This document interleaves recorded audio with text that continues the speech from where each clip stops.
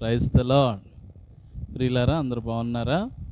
మరోసారి మరి ఈ దానియేలు ఉపవాస ప్రార్థనలకి రెండవ రోజు మరోసారి ప్రభు సన్నిధిలో మనందరం ఇలా కూడుకోవడానికి ప్రభు మనకిచ్చిన ఈ మంచి తరుణాన్ని బట్టి అందరం కలిసి రెండు చేతులు పైకెత్తి గట్టిగా దేవునికి స్తోత్రం చెప్దామండి. హల్లెలూయా, హల్లెలూయా. మంచిది ప్రియులారా. మరి గత దినము దేవుణ్ణి స్తుతించి ఆశీర్వదించుట ద్వారా మరి ఎలాగా ఉంటుంది అనేది కొన్ని విషయాలు నేర్చుకున్నాం. వర్షిప్ అనే మాటను నిన్నటి దినాన్న వివరించుకోవడం జరిగింది. వర్షిప్ అంటే అంటే వెయిట్ అపాన్ ద లార్డ్ అని, అంటే మనం దేవుని కొరకు ఎదురు చూడడం అని. ఓ అంటే offer our self as a living sacrifice, అంటే మనలను మనము దేవునికి సజీవ యాగముగా సమర్పించుకోవడం అని. అలాగే ఆ వర్షిప్ అనే మాటలో ప్రియులరా ఆర్ అనే అక్షరం రెస్ట్ ఇన్ హిస్ ప్రెజెన్స్ అని మనం నేర్చుకున్నాం. దేవుని స్తుతించి ఆరాధించడము అంటే దేవుని సన్నిధిలో మరి నెమ్మది పొందుకోగలుగుతామనే విషయాన్ని నేర్చుకున్నాం.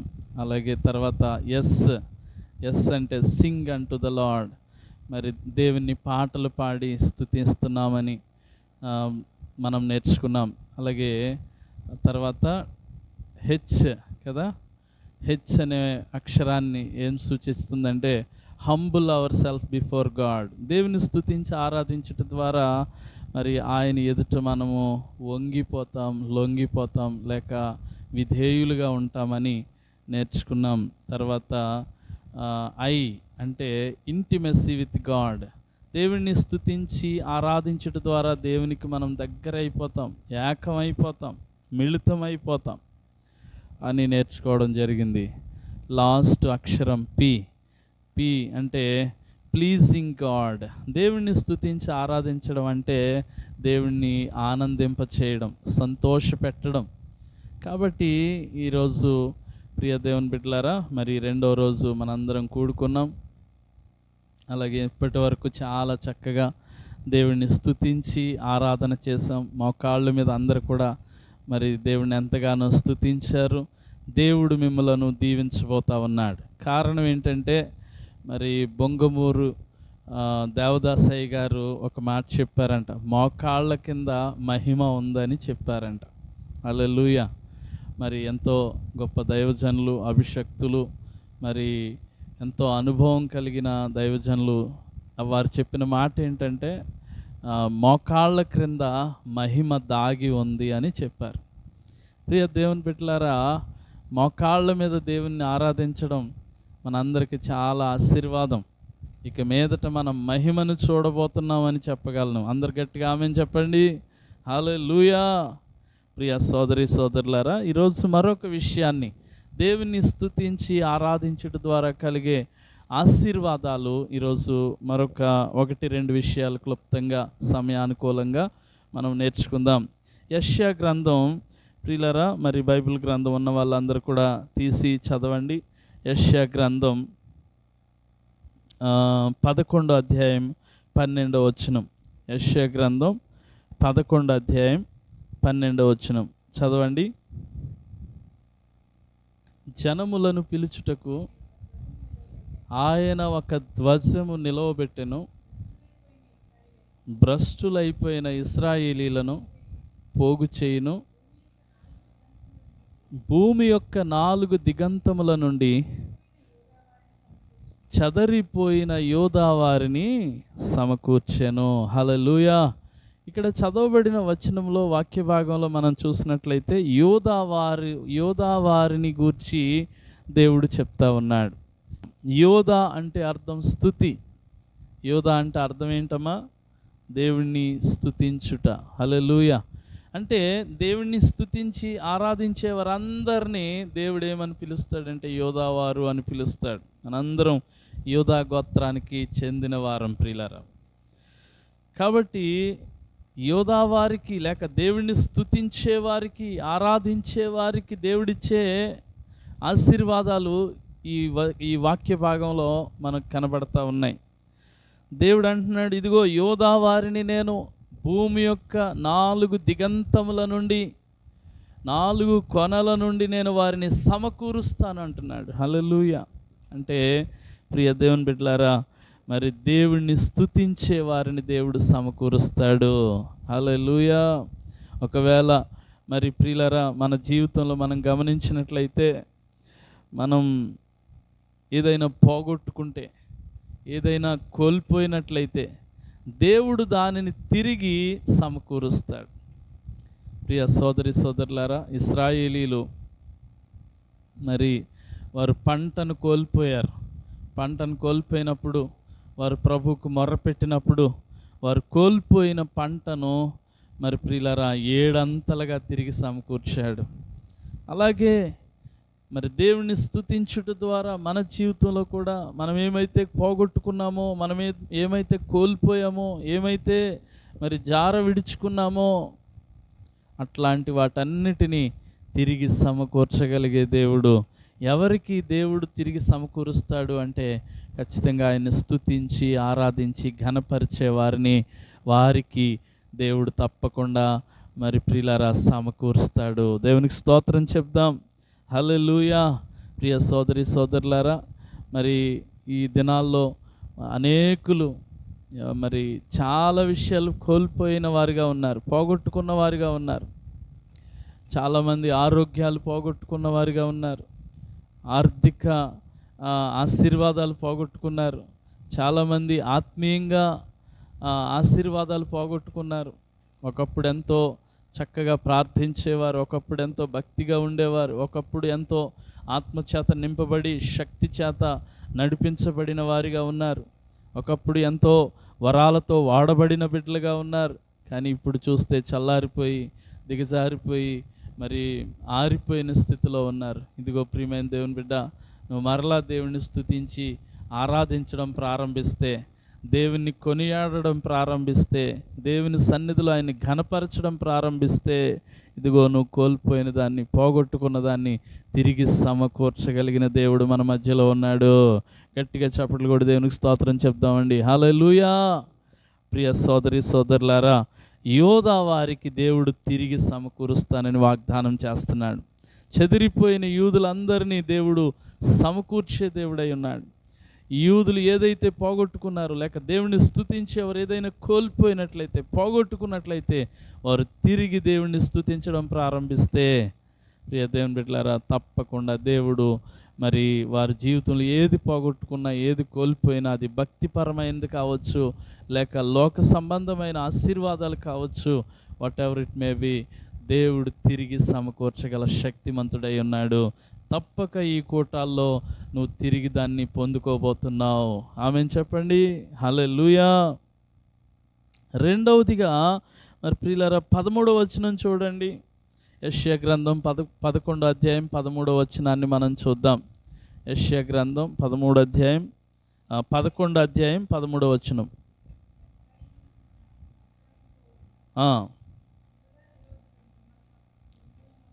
యోధా విరోధులు నిర్మూలమగుదురు. హల్లెలూయా. ప్రియులారా, యోధా గోత్రానికి ఎవరైతే విరోధంగా ఉంటారో వారు ఖచ్చితంగా నిర్మూలమవుతారని దేవుడు వాక్యం సెలవిస్తూ ఉంది. దేవుడు వాగ్దానం చేస్తున్నాడు. అంటే యోధా అంటే మనం నేర్చుకుంటున్నాం కదా, స్తుతించడం, దేవుణ్ణి ఆరాధించడం. ఎవరైతే దేవుణ్ణి స్తుతించి ఆరాధిస్తారో వారికి ఉన్న విరోధులను దేవుడు నిర్మూలన చేస్తాడు. హల్లెలూయా. ప్రియ దేవుని బిడ్డలారా, నీ మీద ఎవరైతే కక్ష కట్టారో, నీ మీద ఎవరైతే మరి ధ్వజమునెత్తి నీకు విరోధముగా ఎవరైతే ఆయుధాన్ని లేపారో, అలాంటి వారి సంగతి దేవుడు చూసుకుంటాడు. నువ్వు చేయాల్సిన పని ఏంటంటే, మనం చేయాల్సిన పని ఏంటంటే ఆయన్ని స్తుతించడమే. హల్లెలూయా. యోధాకు వ్యతిరేకంగా తన శత్రువులు ఎవరైతే ఉంటారో వారిని దేవుడు నిర్మూలన చేస్తానంటున్నాడు. ప్రియులరా, మరి బహుశా మీరు అనొచ్చు, నాకు ఎవరు శత్రువులు లేరండి, ఎందుకంటే నేను చాలా మంచోడిని, నేను చాలా మంచిదాన్ని, నాకెవరు విరోధులు లేరు, నాకెవరు శత్రువులు లేరు, అందరూ నన్ను ప్రేమించే వాళ్ళేనండి అని మరి చెప్పవచ్చు. అయితే చాలా సంతోషం ప్రియ దేవుని బిడ్డ, నీకు విరోధులు మరి అందరూ నీతో సమాధానంగా ఉన్నట్లయితే చాలా సంతోషం. అయితే మరి మనుషుల్లో నీకు విరోధులు, శత్రువులు లేకపోవచ్చేమో కానీ మరి విరోధి అయిన అపవాది మనందరికీ బద్ధ శత్రువై ఉన్నాడు. ఆ దుష్టుడు అపవాది ప్రియులారా తప్పక ప్రతి విశ్వాసికి, ప్రతి క్రైస్తవుడికి వాడు చాలా విరోధిగా ఉన్నాడు, శత్రువుగా ఉన్నాడు. అయితే మనము నిత్యము దేవుణ్ణి స్తుతించి ఆరాధించుట ద్వారా మరి ప్రియులారా మన శత్రువైన అపవాదిని, విరోధి అయిన అపవాదిని దేవుడు మనకి వ్యతిరేకంగా పనిచేస్తున్న వాడి క్రియలను దేవుడు నిర్మూలిస్తాడు, లయపరుస్తాడు. గట్టిగా దేవునికి స్తోత్రం చెప్దాం. హల్లెలూయా. ప్రియ సోదరి సోదరులారా,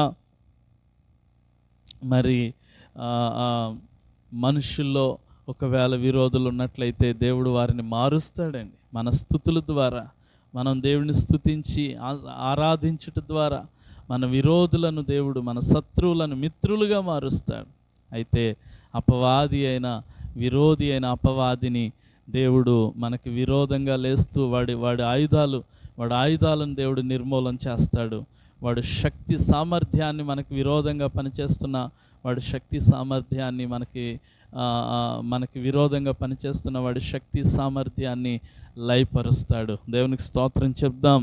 హల్లెలూయా. ప్రియ సోదరి సోదరులారా, ప్రతి ఒక్కరు కూడా దేవుని స్తుతించుట మంచిది. ఎంత మంచిదంటే మనం కోల్పోయిన వాటిని తిరిగి సమకూర్చగలుగుతుంది.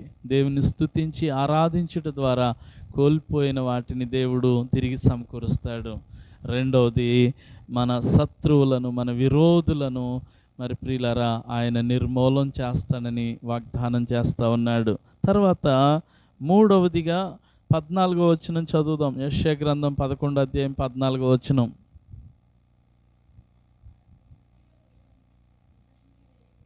వారు యోధావారు, వారంటే ఎవరు చెప్పండి ఇక్కడ? యోధావారు. వారు ఫిలిష్తీయుల భుజము మీద ఎక్కెదరు. హల్లెలూయా.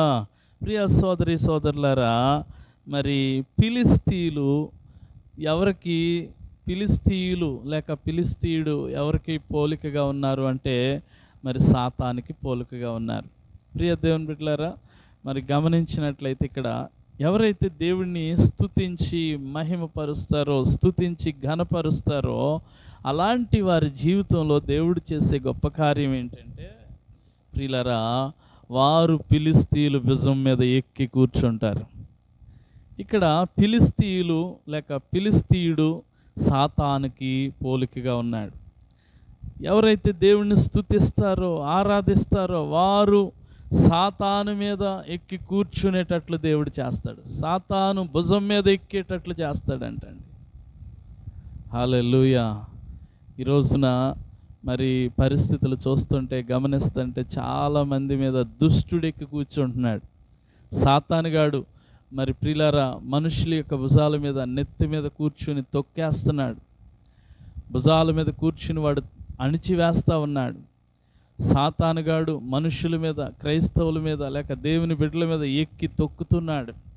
కారణం ఏంటంటే వారు స్తుతించేవారిగా ఉండడం లేదు కాబట్టి, దేవుణ్ణి ఘనపరిచేవారిగా ఉండడం లేదు కాబట్టి, దేవుణ్ణి ఎక్కువగా ప్రేమించేవారిగా ఉండడం లేదు కాబట్టి, ప్రియ దేవుని బిడ్డలారా, సాతానును త్రొక్కవలసిన మరి దేవుని బిడ్డలు దయ్యము చేత లేక సాతాను చేత త్రొక్కబడతా ఉన్నారు. ప్రియమైన దేవుని బిడ్డ, ఈ రాత్రి ఇక్కడ కూర్చున్న నీవు మరి సాతాను శక్తుల చేత అణిచివేయబడుతున్నావేమో, త్రొక్కబడుతున్నావేమో, సాతాను శక్తుల చేత మరి పీడించబడుతూ వాడు కాళ్ళ కింద నలిగిపోతున్నావేమో అలా అనిపిస్తుంటే ప్రియమైన దేవుని బిడ్డ, ఈరోజు నుంచి నీ నోరు తెరిచి హృదయపూర్వకంగా దేవుణ్ణి స్తుతించడం ప్రారంభించు. హల్లెలూయా. మరి ప్రియులారా, ఒక అద్భుతమైన విషయం ఏంటంటే సాతానుగాడు నిన్ను తొక్కడం కాదు, రేపటి నుంచి నువ్వే సాతానుగాడిని తొక్కడం ప్రారంభిస్తావు. హల్లెలూయా. వాడే నీ పాదాల కింద నలిగిపోయేటట్లు చేస్తాడు. మన ప్రభు అయిన యేసుక్రీస్తు మరి సాతానుని, ఆ సాతానుగాడి తలని ఆయన పాదాలతో, ఆయన పాదంతో చితకద్రొక్కాడు. హల్లెలూయా. సాతానుగాడి యొక్క తలను దేవుడు చితకద్రొక్కాడు. అయితే ప్రియమైన దేవుని బిడ్డలారా, వాడు కేవలం తోకతో మనుషుల్ని భయపెడతా ఉన్నాడు. తోకతో దేవుని బిడ్డలను అణిచివేస్తూ ఉన్నాడు. వాడు మనల్ని అణచడం కాదు, వాడు మనల్ని తొక్కడం కాదు, వాడు మన మీద ఎక్కడం కాదు, మనమే వాడి మీద ఎక్కి వాడిని తొక్కేటట్లు దేవుడు చేస్తాడు. ఎప్పుడు అంటే మనం దేవుని స్తుతించి ఆరాధించినప్పుడు. హల్లెలూయా. ఇక 4వది ప్రియ దేవుని బిడ్డలారా, 11వ అధ్యాయం 14వ వచనం, దాని కంటిన్యూషన్ చదవండి, నేను ముగించేస్తాను.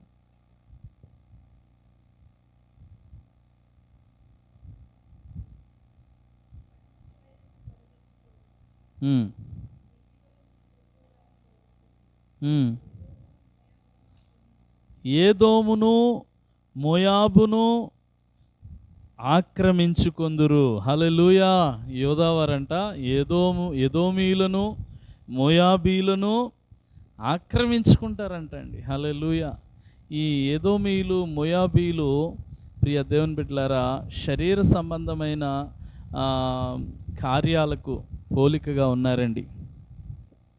ప్రియులారా, మన జీవితంలో మనం గమనించినట్లయితే మరి 2 ఏలుబడులను మనం చూస్తాం. ఒకటి ఏంటంటే శరీరం ఆత్మను ఏలడం, రెండోది ఆత్మ శరీరాన్ని ఏలడం. ప్రియ సోదరి సోదరులారా, కొంతమంది శారీరకంగా బలవంతులుగా ఉండి ఆత్మీయంగా బలహీనులుగా ఉంటారు. వీళ్ళ జీవితంలో ఏం జరుగుతుందంటే వారి శరీరమే వారి ఆత్మను పరిపాలన చేస్తుంది. శరీరం చెప్పినట్లే ఆత్మ వినాలి. శరీరం ఏం చెప్తుంది? ఖచ్చితంగా శరీరం పాపం వైపుకి నడిపిస్తుంది. శరీరం మరి దేవునికి దూరం చేస్తుంది. శరీరం మరి ప్రియులారా సుఖాన్ని కోరుకుని మరి ప్రియులారా దేవుని సన్నిధికి దూరం చేసేదిగా ఉంటుంది. కానీ ఆత్మీయంగా మనం బలవంతులుగా ఉంటే ఆత్మ మనల్ని దేవుని దగ్గరికి నడిపిస్తుంది. ఆత్మ మరి ప్రియులారా మనల్ని దేవుని సన్నిధిలో మరి ఉండుటకు, దేవుని సన్నిధిలో దేవుని ఘనపరచుటకు, దేవుని స్తుతించుటకు, దేవుని ఆరాధించడానికి ఆత్మ ముందుకు నడిపిస్తుంది. ప్రార్థనలో ఎదగడానికి, భక్తిలో ఎదగడానికి మరి ప్రియులారా ఆత్మ ప్రోత్సహిస్తుంది. అర్థమవుతుందా ప్రియమైన దేవుని బిడ్డలారా? ఆత్మీయంగా మనం ఒకవేళ బలవంతులుగా ఉన్నట్లయితే శరీరం ఆత్మ ఎలా చెప్తే అలా విని దేవుని మందిరానికి నడవమంటే దేవుని మందిరానికి నడుస్తుంది. దేవుని కొరకు పరిచర్య చేయమంటే పరిచర్య చేస్తుంది. దేవుని కొరకు మరి దేవుని కొరకు జీవించమని ఆత్మ చెప్తున్నప్పుడు శరీరం ఆత్మకు లోబడుతుంది అన్నమాట. అయితే ఇక్కడ మనం తెలుసుకోవాల్సిన ఒక విషయం ఏంటంటే ఎవరైతే నిత్యము దేవుని స్తుతించి ఆరాధిస్తారో వారు ఆత్మీయంగా బలపడతారు, ఆత్మీయంగా అభివృద్ధి చెందుతారు. వారి యొక్క శరీరం వారికి లోబడుతుంది. హల్లెలూయా. ఇక్కడ చాలామంది ఈ రోజుల్లో చాలామంది క్రైస్తవులు మరి ప్రియులారా భక్తిలో దిగజారిపోవడానికి కారణం, దేవునికి దూరం అయిపోవడానికి కారణం, మందిరానికి వెనకబడిపోవడానికి కారణం, దేవుని భక్తి పట్ల మరి ముందుకు సాగలేకపోవడానికి కారణం ఏంటంటే వారు శారీరకంగా అభివృద్ధి చెందుతున్నారు కానీ, శారీరకంగా బలవంతులుగా ఉంటున్నారు కానీ ఆత్మీయంగా బలహీనులుగా ఉంటున్నారు. ఆత్మ శరీరం ఎలా చెప్తే అలా చేయాల్సిన పరిస్థితిలో ఉంటున్నారు. ఈరోజు మనం ఆత్మీయంగా బలవంతులుగా మారి శరీర కార్యాలకు మనం లోబడకుండా, శరీరానికి లోబడకుండా, శరీరం ఎలా చెప్తే అలాగా మనం చేయకుండా ఆత్మానుసారంగా మనం నడుచుకోవాలి అంటే దేవుని స్తుతించేవారిగా ఉండాలి. దేవునికి స్తోత్రం చెప్దాం. ఈరోజు నుంచి మనందరం కూడా దేవుని స్తుతించడం నేర్చుకుందాం. మన నోట ఎల్లప్పుడూ దేవుని స్తుతి పాటలు ఉండాలి, లేక స్తుతులు ఉండాలి. పాటల ద్వారా దేవుని స్తుతించాలి. ప్రియ దేవుని బిడ్డలారా, నిత్యము మన నాలుక దేవుని స్తుతించేదిగా ఉండాలి. మరి అలా చేసినప్పుడు ఈ 4 గొప్ప ఆశీర్వాదాలు దేవుడు మన జీవితంలో కలుగజేస్తాడు. హల్లెలూయా. ఈరోజు నుంచి మనందరం కూడా ఇది పాటిద్దాం ప్రియులారా. తప్పకుండా మరి దేవుని సన్నిధిలో ఆశ్చర్యమైన కార్యాలు, గొప్ప కార్యాలు చూద్దాం. మనందరం ఆత్మీయంగా బలపడదాం, దీవించబడదాం. దేవుడు మిమ్మల్ని అందరినీ దీవించి ఆశీర్వదించును గాక. Amen. God bless you all.